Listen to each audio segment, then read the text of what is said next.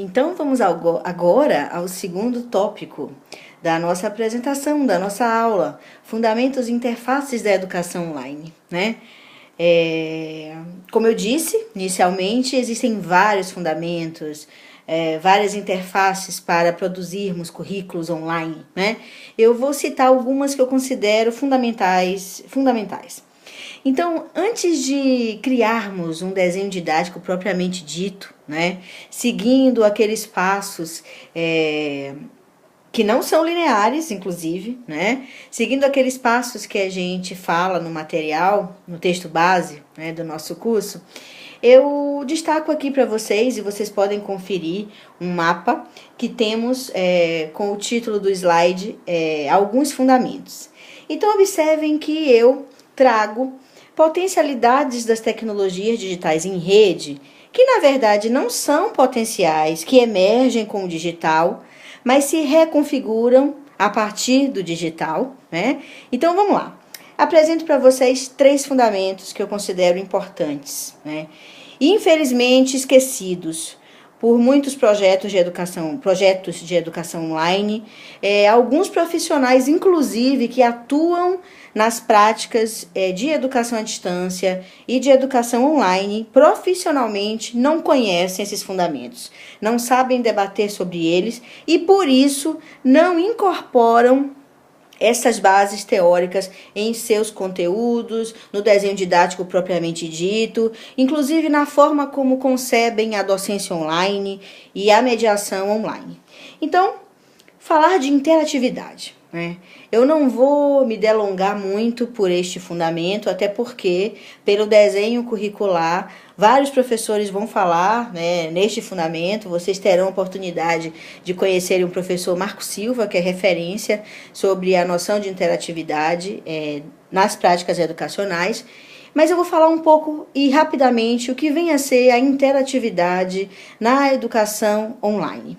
Antes de qualquer coisa, interatividade não é um conceito exclusivo de informática e nem de tecnologias. Então, a partir do que defende, né, o Marco Silva, interatividade, e também o Alex Primo, que é um outro autor importante, né? O Alex Primo, inclusive, em vez de usar a expressão interatividade, ele prefere trabalhar com a noção de interação mútua, que é exatamente quando os agentes, os interagentes, co-cria uma mensagem, né? O Marco Silva tem 3 fundamentos para falar disso, a gente pode até citar alguns deles aqui, mas o fundamental para agora, para o que nos interessa nesse momento, é pensar se o nosso curso online, tanto do ponto de vista dos conteúdos, quanto do ponto de vista das situações de aprendizagem, potencializam a interatividade. Então, em alguns referenciais teóricos, vocês vão encontrar que interatividade é exatamente a relação, né, homem-máquina. São exatamente os processos de interação do homem com o computador, com a internet, com softwares em geral, não só com softwares, mas também com hardware, ou seja, máquina e programas, né? A gente prefere não considerar exatamente que isso seja interatividade, né? Eu prefiro trazer a interatividade como uma noção referente à comunicação, né? Principalmente a partir do quadro teórico que a gente dialoga. Interatividade está para a comunicação. Então, o que é uma prática interativa? É quando os sujeitos da comunicação constroem juntos a mensagem. Então, nesse momento, por exemplo, nós não estamos construindo juntos a mensagem. Vocês estão tendo acesso a este vídeo mentalmente. Consequentemente, vocês estão fazendo altas conexões, né? Vocês estão relacionando a minha fala com outras situações que vocês já viveram, com outros conteúdos que vocês já leram, inclusive com as memórias do conceito de educação online que vocês têm e de interatividade que vocês têm até agora, tá? Mas eu quero dizer que interatividade é um conceito, um fundamento importante e fundamental, não só para as práticas de educação online, mas sobretudo para a cibercultura de um modo geral. Então, como vocês percebem aí, a gente relaciona a noção de interatividade diretamente à noção de comunicação e de autoria. Então, se a gente quiser aqui exemplificar como que no nosso desenho didático a gente garante a interatividade, eu posso afirmar que essa interatividade ela é construída diariamente nos fóruns de discussão, né? Ela é construída diariamente, principalmente a partir da unidade 2, em grupo, em pequenos grupos. Então, nós desenhamos uma situação de aprendizagem para trabalhar em grupo. Vocês terão que produzir uma simulação, uma matriz, e até se desejarem, vocês podem ensaiar a construção de uma intenção de um desenho didático em grupo, utilizando inclusive interfaces específicas para a escrita colaborativa. Então, o que seria a interatividade num exemplo como este? Significa que todos os agentes da comunicação vão construir juntos a mensagem, né?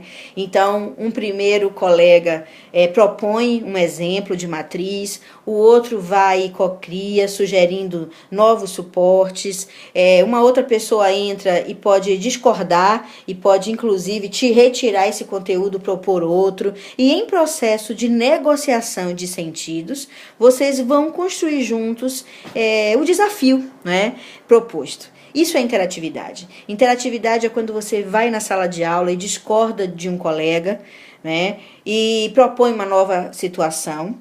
Discordar não é ser mal educado, não é ser intolerante, mas é defender um ponto de vista. O colega pode voltar, né, e renegociar, apresentar, propor, e em processo de diálogo, de consenso, de dissenso, né? Interatividade não se faz só com consenso, se faz também com dissenso, né? Se faz com negociação, com debate, com embate, obviamente com tolerância, com respeito à diferença. A ideia do conflito não é negativa, o Paulo Freire nos ensinou isso, né? Ainda bem. Então, interatividade em curso online é desenhar e garantir que as pessoas envolvidas no processo de comunicação sejam efetivamente construtores do curso. Em termos de desenho didático, eu, como autora deste módulo, desenho educacional, eu propus um texto base, né? Eu escrevi em coautoria com a professora Maristela o conteúdo base dessa disciplina, né? Agora a gente apresenta um pouco mais de argumentações, a gente propôs um desenho para as atividades online, inclusive para o trabalho de conclusão do curso. Isso é proposição, é o que eu desenhei com a intencionalidade de mobilizar algumas competências para este propósito. Só que isso tudo não tem sentido se você, aluno, né, se os nossos docentes convidados também não puderem cocriar. O que acontece em cada fórum, nós temos 5 turmas, né, simultaneamente. 6 turmas simultâneas. Cada fórum é um fórum, porque cada turma é uma turma, né? Cada docente online é um docente online, ainda bem. Então, apesar de tudo, apesar de apresentarmos uma proposta de situações de aprendizagem, a gente tem a certeza que a sala de aula é viva e que o que é proposição é apenas um pretexto para a construção efetiva de um belo desenho didático. Então, passamos agora para o segundo fundamento, que é o fundamento do hipertexto. A gente associa o hipertexto diretamente à leitura não linear, né? A polifonia de sentidos. Então, trabalhar com desenho didático hipertextual significa propor uma rede, um emaranhado de situações de aprendizagem, um conteúdo que possa ser acessado de várias maneiras, não necessariamente seguindo uma linha reta. Hipertexto, na verdade, é uma interconexão de textos que podem se materializar em várias linguagens e formatos. Então, a apostila ela pode estar empacotada num PDF, mas se durante o seu texto você é convidado a acessar um link para um artigo, ver um vídeo, ir para o ambiente online, participar de um fórum, dentro do texto, neste contexto, você já tem uma proposição hipertextual. Sem contar que você pode acessar o material a partir de qualquer momento e a partir de qualquer situação, não é? Agora, se a gente consegue criar conteúdos para além dos formatos comumente dispostos, né? Só para dar um exemplo do PDF, inclusive o Simão Pedro, que é um professor querido da PUC Minas, ele tem uma brincadeira, né, que ele sempre fala, PDF Education, ele é bem radical em relação ao uso de arquivos em PDF. Eu também gosto de evitar, e muitas vezes a gente não consegue não levar o PDF, exatamente por conta de limites do ambiente virtual, ou limites do tempo de organização do curso. Então é fundamental que a gente varie bastante nos formatos. Use o PDF também, mas vamos pensar que em desenhar conteúdos e situações que fujam um pouco da linha reta, até porque a nossa mente já é hipertextual, e se a gente tiver contato com suportes e conteúdos já desenhados a partir da linguagem da hipermídia, mais e melhores conexões, ou seja, mais e melhores leituras poderemos ter e poderemos fazer. Um outro fundamento que eu acho que, juntamente com os fundamentos da interatividade e do hipertexto, no conjunto, vão potencializar bastante os desenhos de cursos online, que é exatamente a noção de simulação. Simulação, assim como interatividade e hipertexto, né? Não é uma noção que vem exatamente da informática, mas por conta da materialidade do digital, a noção de simulação ganha dimensões incríveis. Então, o que é simular, né? Simular é virtualizar, é criar, é inventar, é fazer de conta, é convidar o aluno a pensar em como poderia ser. Isso a gente pode fazer desenhando situações de aprendizagem, como, por exemplo, estudos de caso. Nós podemos investir na noção de simulação, na construção de objetos de aprendizagem, de recursos educacionais abertos. Então, durante essas 2 semanas dessa unidade que vem, os tutores, os nossos docentes online, né, com certeza vão compartilhar vários links de repositórios, onde vocês poderão acessar e até ter exemplos de como criar recursos educacionais e objetos de aprendizagem que invistam e lancem mão do recurso da simulação. A criatividade do conteúdo está exatamente nesta interconexão de fundamentos. Obviamente, a gente pode contar com muito mais noções, a exemplo da mobilidade, da ubiquidade, da convergência e tantos outros fundamentos. Mas se a gente conseguir investir em interatividade, hipertexto e simulação, com certeza a gente vai contribuir para mais e melhores desenhos em cursos online. Bom, dito isso, onde e como que a gente faz interatividade, hipertexto, simulação, mobilidade, convergência e muito mais?